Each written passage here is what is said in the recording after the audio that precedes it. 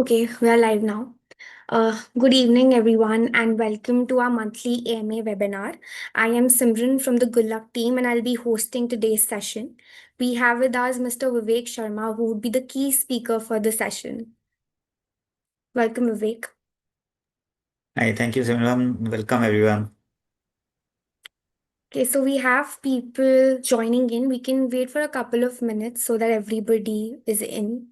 Yeah, let's wait for a minute or two.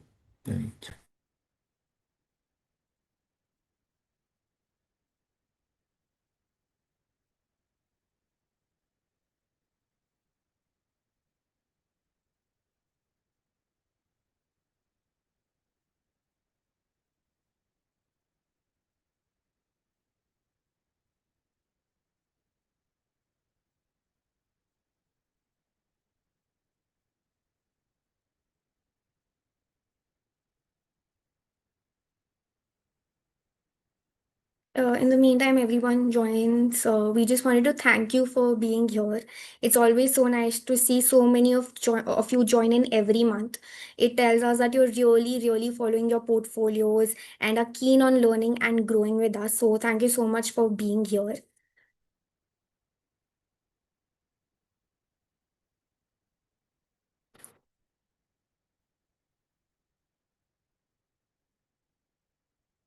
Okay, so now we have people joining in. Just wanted to let everyone know that we do these sessions monthly on YouTube, and we try to keep these sessions very simple, nothing formal or heavy. We just provide a monthly catch up where we talk about what changes are there in the portfolio, what's happening in the markets, and most importantly, we get to hear from you. Okay, I think we can get started now. So, hello everyone, and thank you for joining in. I'll first try to cover the agenda that we have laid out for you today. So, like always, we'll be doing two things. First, we'll walk you through the portfolio rebalance and the performance updates, what has changed, why those changes were made, and what it means for all of us as investors. And the second part, our favorite, the Ask Me Anything session. Now, this is the fun bit. You can ask us anything. If you've ever wondered how good luck stocks are picked, should I invest more right now or wait? This is your space. Drop in your questions anytime in the chat and we'll take them up right after the update. So, moving on to the first slide, for anyone joining us for the very first time, a quick background about who we are. Now, we come from ST Advisors, which is a company that's been around since 2008.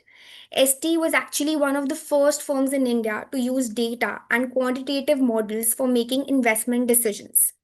Basically, instead of emotions, gut feelings, or news tips, we let computers and models do the work. Now, we have been doing this professionally for more than 15 years. We have been managing money for high net worth individuals and institutions through our portfolio management services.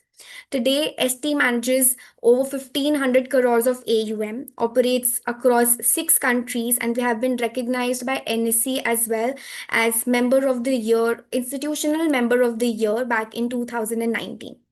So, since investing is all about trust, it's important for you to know that we are not new to this space. This is what we have been doing for years.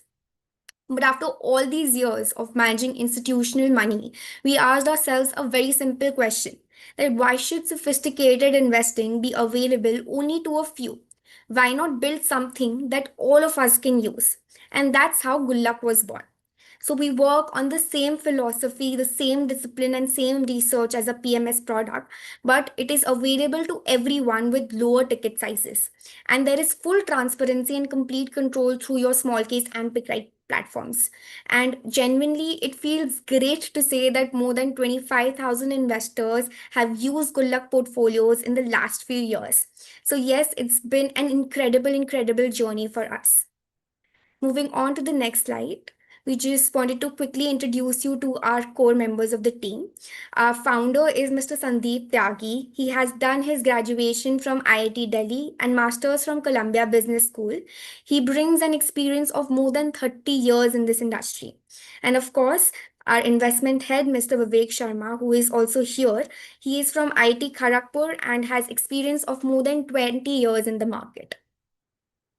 Moving on to the next slide. This is a small compliance reminder. As we are SEBI registered research analysts, it's our duty to remind all of you that all investments come with risk, and everything we talk about today is only for educational purposes and shall not be treated as buy or sell recommendations from our side. We have our SEBI registration number and office address on your screen. So if you want to review it, feel free to pause here. Now, before we jump to the rebalance update, a small announcement. We have recently launched a WhatsApp channel for everyone who wants a simple learning and small regular updates forum.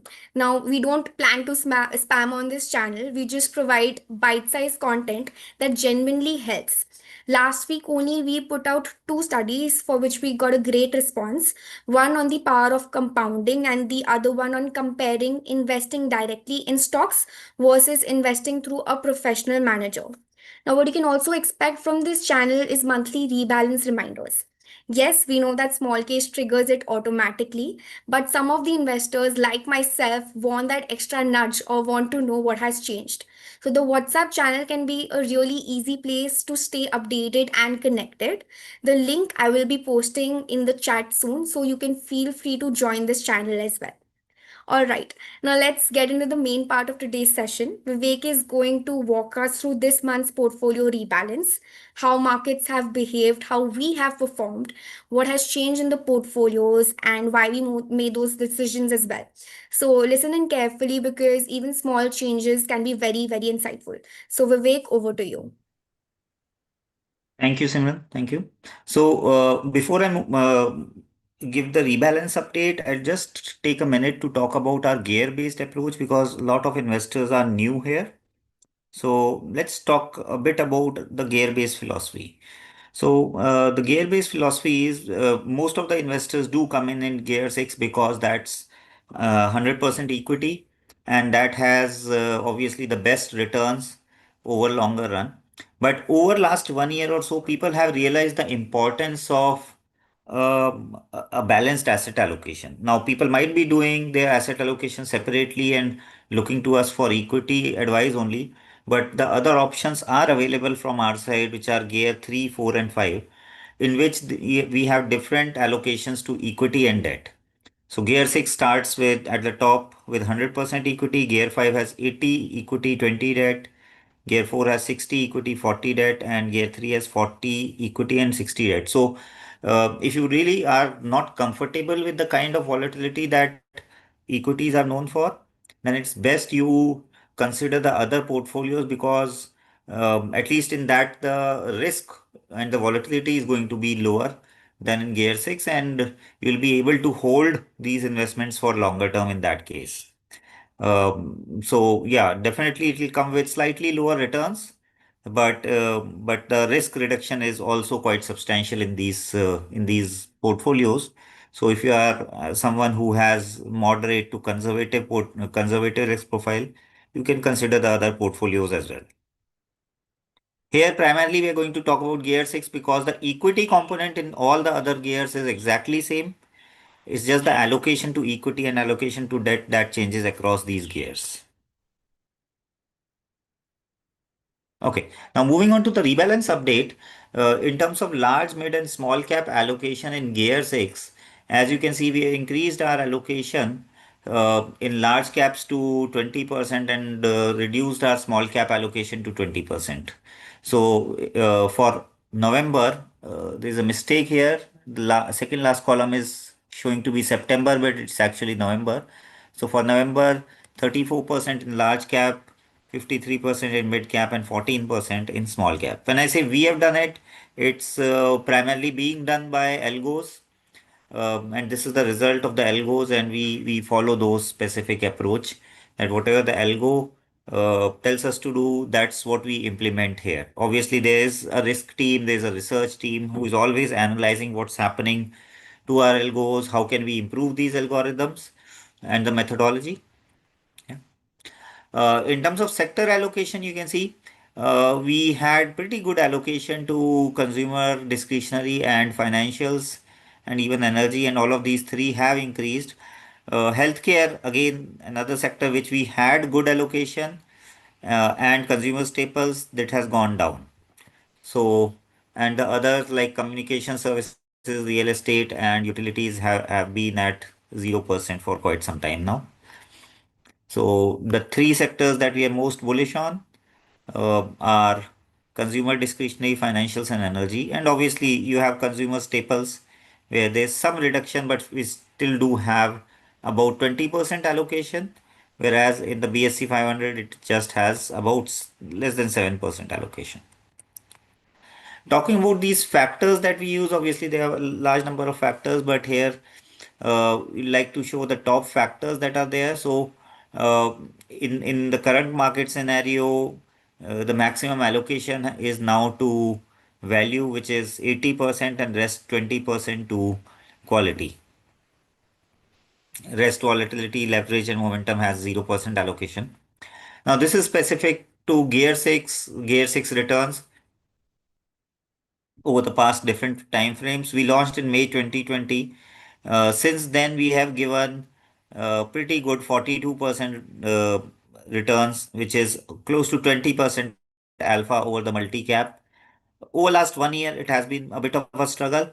The strategies haven't performed as well, but we are pretty confident that over longer run, we'll be able to produce decent alpha for our investors, as we have produced in the past as well. This is for Gulaq Gear 5. Similar trend, although the extent of underperformance is lower because we have 20% allocation to debt here, and same is the case for Gear 4. You see only 3-year performance because we launched our 4 portfolios quite later. And Gear 3 again was launched along with Gear 6 and 5. And here again you see the extent of underperformance. In fact, last 1 year here it has outperformed because we have 60% allocation to debt and only 40 to equity. So as you can see, people who are concerned about rising volatility in equity markets, they should definitely consider our other portfolios which have much lower volatility.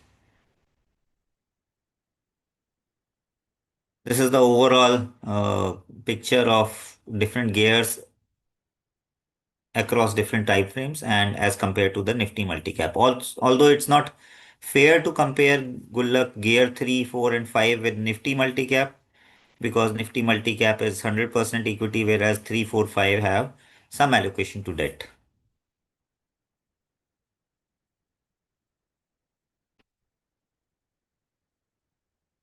Okay. So we launched our market cap based portfolios also last year in December. So it's going to be almost 1 year now for these three portfolios. These three portfolios have a focused selection of a few stocks. They are sector agnostic, and the approach is similar.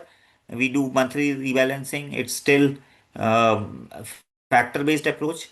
However, there might be slight difference in the factors that are being used because there is obviously a difference in the kind of factors that work well for small cap versus the one that work for mid or large cap. So there could be slight difference in the kind of factors being used or the weightages to these specific factors, but broadly the methodology remains the same, that of Gulaq Gear 6. This is the performance for last 1 year because it has a very short time frame of live track record. We have also given out um, our back tested results in this. This is for mid cap and this is for small cap. As you can see, in the last 1 year, we haven't been able to produce any alpha. So because the approach is similar to that of Gear 6, we are underperforming in all of these three portfolios, but we are quite confident that over longer run, we can produce decent alpha in these portfolios as well. Yeah. So let's move on to the AMA. We received a few questions in the registrations forms. So I'll take those first, and after that, I'm sure you would have received few questions in this current live webinar also. So I'll be happy to take those questions also as well. Okay. So high daily gains and selling. Some of my stocks have seen single day price increase of over 10%. Should I sell these stocks on the day of such large gains, or is it better to wait until the next scheduled small case rebalancing? So here, see the point here being that we are following a systematic approach here. There are certain rules that tend to work well over long run, and it's best to follow those specific rules. And this kind of rule that here what you are suggesting here, that if a stock suddenly rises in a very short period of time, you should book your profits. See, these are the kind of things that we have tested. Obviously, they are likely to work in some of the scenarios, but over long run, if you do the same thing over and over again, it is not going to really add anything of value to the existing performance of Gullag Gear 6.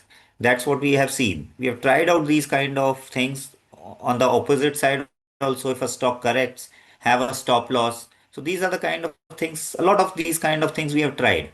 But ultimately, at the end of the day, we have got to see that what systematic strategy works well over long run, and the current one that we are following is the one that works best. So these kind of approaches might work once in a while, but our suggestion in this case should be you should not really touch your Gullag Gear 6 portfolio, implement it and execute it as it is.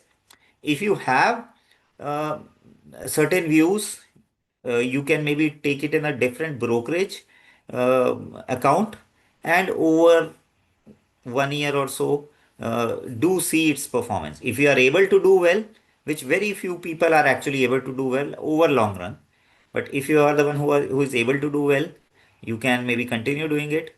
But it requires a lot of time commitment, a lot of skill set in terms of reading the markets. You have to continuously track. So even if you are able to produce some bit of alpha, but the kind of effort, the kind of time, if you see, if you have to spend, it might not seem worthwhile. So that's what our suggestion is, that please consider our recommendations as it is, and that is uh, for most of the people, that's the best way to go about it. Investment method: considering a suggested minimum or optimal investment amount of around 4 lakhs for small case gear 6. Which method would you recommend for deploying this capital, a systematic or a lump sum investment? So this is something again we have studied a lot, that what approach works best over long run, and we have taken the data, and it is quite clear.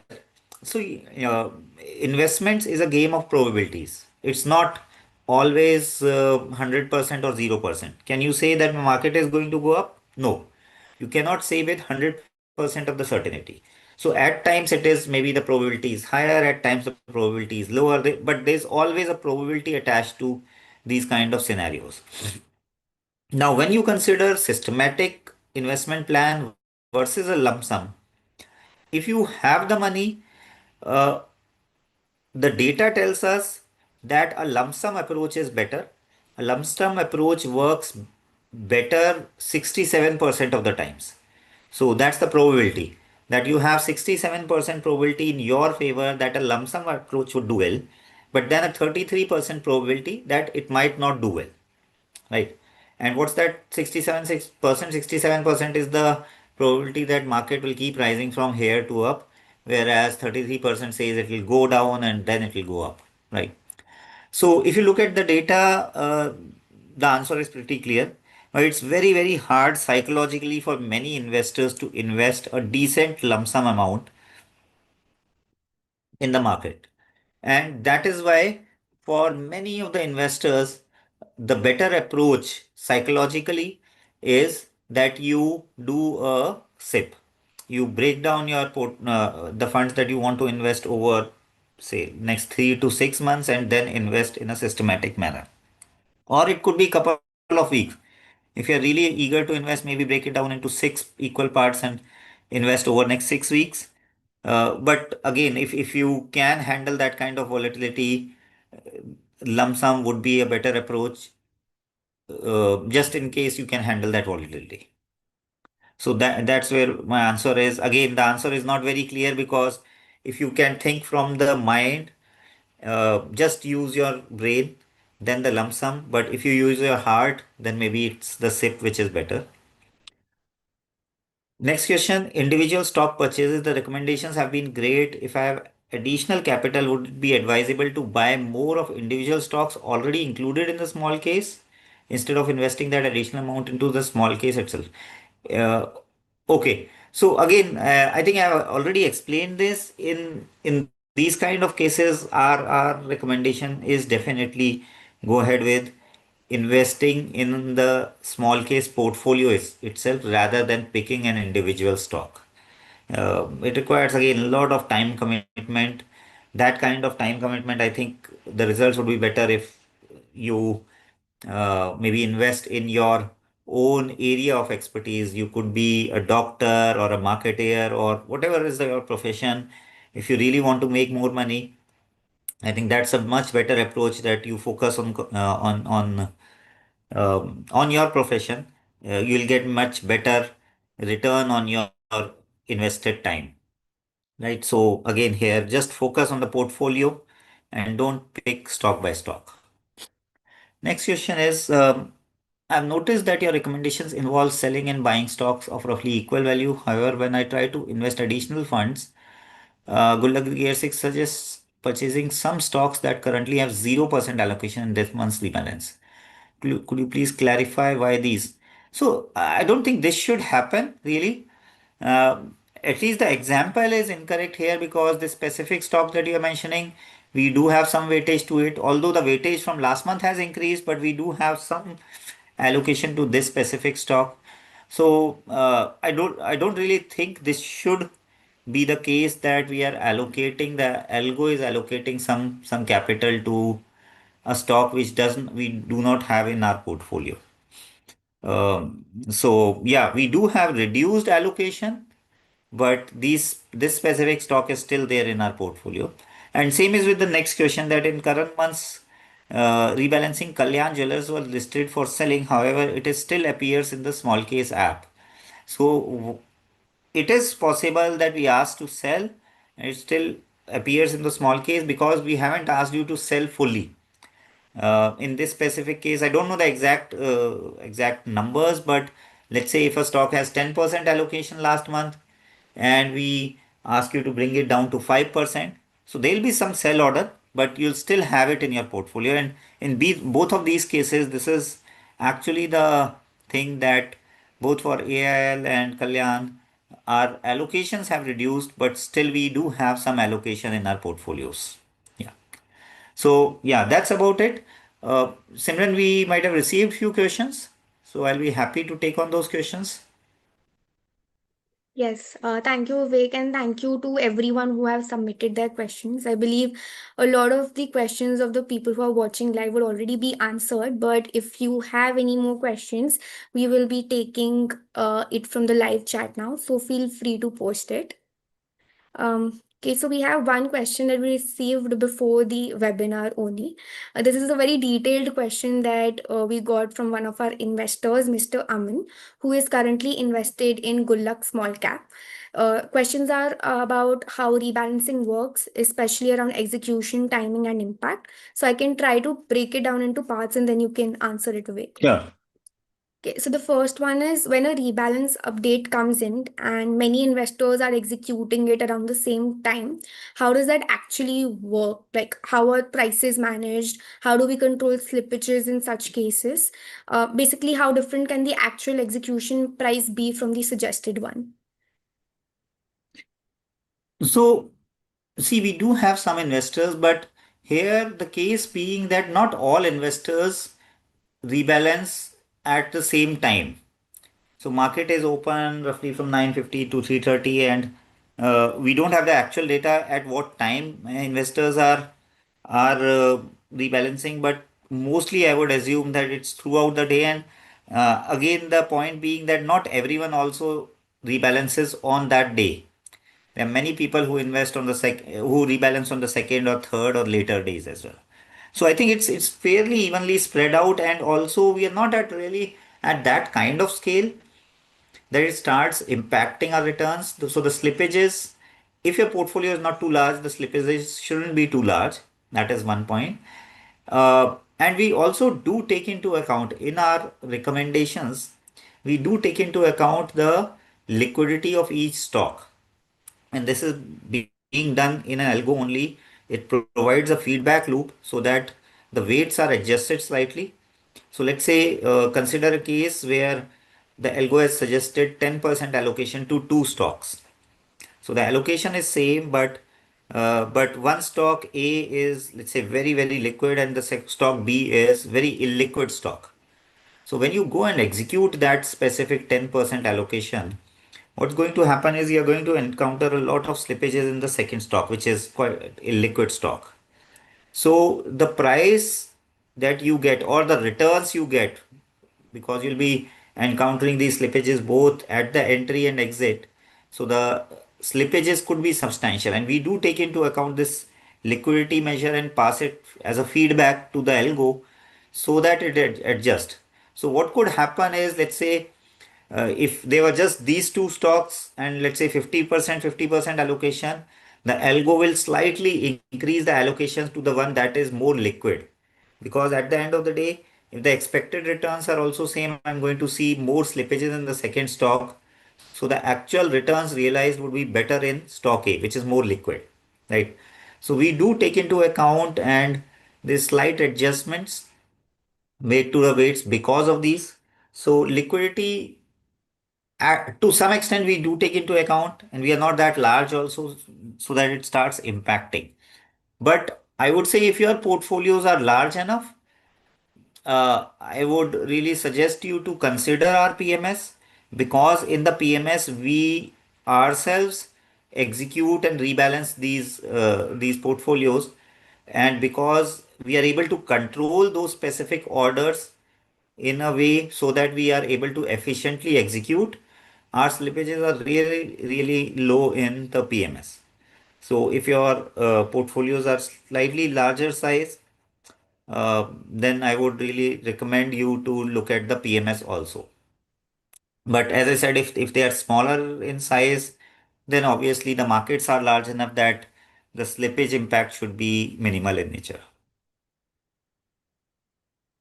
The next question that he has is actually around the investment size only. So he wanted to know what is a safe amount to invest in one small case. Example, if he's planning to add another 25 lakh to Gulaq small cap, or wants to know if investing rupees 50 lakh to 1 crore in one small case, like small cap or gear 6, is okay. For which I think you've already covered that they should have a look at a PMS strategy. Do you want to add anything to it? No, I think that's it. That the slippages could be huge. I personally had substantial investments in Gear 6, but I was having higher slippages and I had to shift to the PMS. So I think that's a better strategy. If you are closer to 50 lakhs, do consider the PMS strategy, which is again a very, very similar methodology that we have in Gear 6. The next question that he's asked is again around rebalance. So, since a lot of small cases rebalance around the same date, say first of every month, does that big inflow at once have any real impact on execution or performance? And does the timing of rebalance make any difference in long-term returns? See, this timing, if you have slightly larger portfolio and you are rebalancing mid of day where the liquidity is not there, then definitely it's going to have a decent impact on the longer term returns. So if your portfolios are larger size, say 15, 20 lakhs or larger, then definitely I think the slippages could have some impact there. If the portfolios are smaller, then no impact there. No, or Uh, let's say minimal impact due to slippages. so, we have another investor's question. What's the minimum amount for PMS? For the PMS, the minimum amount is 50 lakhs. But what we have done is we do have another PMS by the name of iAlpha, which is very much like FD, only you can say a better version of FD. It has been as safe as FD because in its 17 years of existence, it has never lost money on a monthly basis. Every single month has been profitable. And the good thing is it has monthly liquidity. Unlike FDs, which are typically of 1 year, 2 year durations, and the longer the duration, the better returns you get. Uh, but this specific I alpha PMS is monthly liquidity product with pretty good returns actually. In terms of taxation, it's same as FD. So all in all, it's a better version of FD. So if somebody has done, let's say, invested in debt or FD, then what one can do is you can invest total 50 lakhs and divide it between I alpha and long alpha. So divide it between equity and debt, and you can structure your PMS that way. But the overall minimum has to be 50 lakhs investments across both these schemes. Thanks, Vivek. So, if you're interested in our PMS product, you can always reach out to pms@stadvisors.com also, and one of our agents will get in touch with you about the product. Just want to urge, if any of the investors have any more questions, please don't hesitate to ask us anything. If you're new and have basic questions, do not sweat. This is the perfect place to ask and get all your questions answered.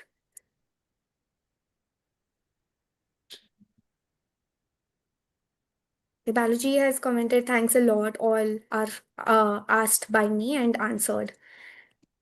We are glad that we could answer all your questions. Just going to wait for a couple of more minutes in case any of you has any more doubts or any Sure. feedback or suggestions for us.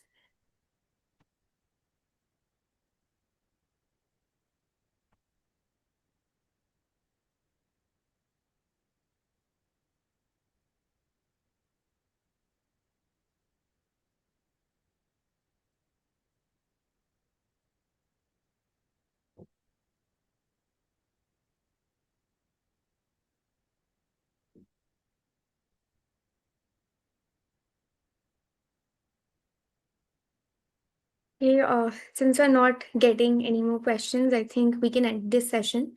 Thank you everyone for Great. joining in. We generally enjoy these discussions we have with you. It really gives us clarity on what matters to you the most. And if you still have any questions after the session, no problem at all. You can write to us at care@gulaq.com or reach out on our support number, which is listed on our website. Our team is always there to help you. And as a reminder, you can join our WhatsApp channel to keep learning with us and keep updated on our portfolio. You can also follow us on Instagram, LinkedIn, and YouTube, where we post regular educational content for you. Thank you for trusting us, learning with us, and investing with us. And we'll see you again next month. So have a great weekend, have a great evening, and happy investing to all of you. Thank you, everyone. Thank you, Simran.